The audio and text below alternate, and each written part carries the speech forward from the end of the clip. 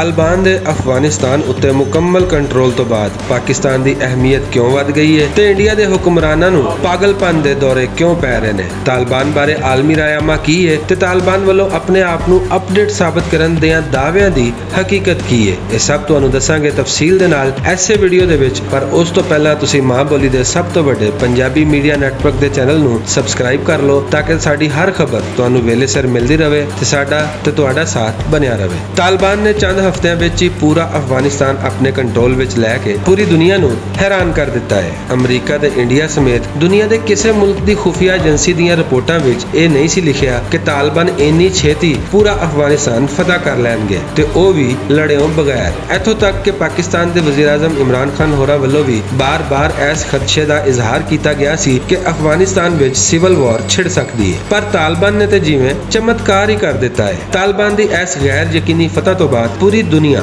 ਹੁਣ ਪਾਕਿਸਤਾਨ ਵੱਲ ਵੇਖ ਰਹੀ ਹੈ ਤੇ ਵਜ਼ੀਰ ਆਜ਼ਮ ਇਮਰਾਨ ਖਾਨ ਹੋਰਾਂ ਨੂੰ ਕਈ ਅਹਿਮ ਮੁਲਕਾਂ ਦੇ ਸਰਬਰਾਹਾਂ ਵੱਲੋਂ ਟੈਲੀਫੋਨ ਕਾਲਸ ਆਉਣ ਦਾ ਸਿਲਸਿਲਾ ਵੀ ਜਾਰੀ ਹੈ, ਕਿਉਂਕਿ ਸਾਰੀ ਦੁਨੀਆ ਜਾਣਦੀ ਹੈ ਕਿ ਤਾਲਿਬਾਨ ਨਾਲ ਗੱਲਬਾਤ ਕਰਨ ਦਾ ਰਾਹ ਇਸਲਾਮਾਬਾਦ ਵੱਲੋਂ ਹੋ ਕੇ ਜਾਂਦਾ ਹੈ ਤੇ ਇਸਲਾਮਾਬਾਦ ਨੂੰ ਵਿੱਚ ਪਾਇਓ ਬਗੈਰ ਤਾਲਿਬਾਨ ਨੂੰ ਕੋਈ ਗੱਲ ਕਹਿਣਾ ਨਾ ਕਹਿਣਾ ਇੱਕ ਬਰਾਬਰ ਹੈ। ਇਹੀ ਵਜ੍ਹਾ ਹੈ ਕਿ ਭਾਰਤ ਦੇ ਹੁਕਮਰਾਨਾਂ ਤੇ ਮੀਡੀਆ ਦੀਆਂ ਚੀਕਾਂ ਸੱਤਵੇਂ ਅਸਮਾਨ ਤੱਕ ਅੱਪੜ ਰਹੀਆਂ ਨੇ, ਕਿਉਂਕਿ ਉਹਨਾਂ ਨੂੰ ਹੁਣ ਅਫਗਾਨਿਸਤਾਨ ਵਿੱਚੋਂ ਬੋਰੀ ਬਿਸਤਰਾ ਮੋਢੇ ਤੇ ਰੱਖ ਕੇ ਨੱਸਣਾ ਪੈ ਰਿਹਾ ਹੈ। ਅਮਰੀਕਾ ਤੇ ਇੰਡੀਆ ਨੂੰ ਹੁਣ ਕੁਝ ਸਮਝ ਨਹੀਂ ਆ ਰਿਹਾ ਕਿ ਇਸ ਸੂਰਤ-ਹਾਲ ਨੂੰ ਕਿਵੇਂ ਡੀਲ ਕਰਨਾ ਹੈ। ਇੱਕ ਪਾਸੇ ਤਾਲਿਬਾਨ ਆਪਣਾ ਸੌਫਟ ਇਮੇਜ ਬਣਾਉਣ ਦੀ ਕੋਸ਼ਿਸ਼ ਕਰ ਰਹੇ ਨੇ ਤੇ ਦੂਜੇ ਪਾਸੇ ਸੱਚੀਆਂ ਜਾਂ ਝੂਠੀਆਂ ਐਸੀਆਂ ਖਬਰਾਂ ਦੀ ਵੀ ਭਰਮਾਰ ਹੈ ਜਿਨ੍ਹਾਂ ਵਿੱਚ ਦੱਸਿਆ ਜਾ ਰਿਹਾ ਹੈ ਕਿ ਤਾਲਿਬਾਨ ਆਮ ਮਾਫੀ ਦੇ ਐਲਾਨ ਤੋਂ ਬਾਅਦ ਵੀ ਕਾਬਲ ਵਿੱਚ ਘਰ-ਘਰ ਤਲਾਸ਼ੀ ਦੇ ਨਾਂ ਤੋਂ ਸਰਚ ਆਪਰੇਸ਼ਨ ਕਰ ਰਹੇ ਨੇ, ਜਿਹਦਾ ਮਕਸਦ ਅਮਰੀਕਾ ਤੇ ਇੰਡੀਆ ਦੇ ਯਾਰਾਂ ਨੂੰ ਲੱਭ ਕੇ ਗ੍ਰਿਫਤਾਰ ਕਰਨਾ ਹੈ। ਤਾਲਿਬਾਨ ਵੱਲੋਂ ਇਸ ਵਾਰ ਮੀਡੀਆ ਦੀ ਜੰਗ ਵੀ ਭਰਪੂਰ ਅੰਦਾਜ਼ ਨਾਲ ਲੜੀ ਜਾ ਰਹੀ ਹੈ ਤੇ ਹਰ ਗੱਲ ਦਾ ਮੁਅੱਸਰ, ਮੁਨਾਸਬ ਤੇ ਬਰ ਵਕਤ ਜਵਾਬ ਵੀ ਦਿੱਤਾ ਜਾ ਰਿਹਾ ਹੈ, ਕਿਉਂਕਿ ਤਾਲਿਬਾਨ ਜਾਣਦੇ ਨੇ ਕਿ ਮਗਰਬ ਵੱਲੋਂ ਪਹਿਲੇ ਖਬਰਾਂ ਰਾਹੀਂ ਕਿਸੇ ਜੰਗ ਦਾ ਮਾਹੌਲ ਬਣਾਇਆ ਜਾਂਦਾ ਹੈ ਤੇ ਫਿਰ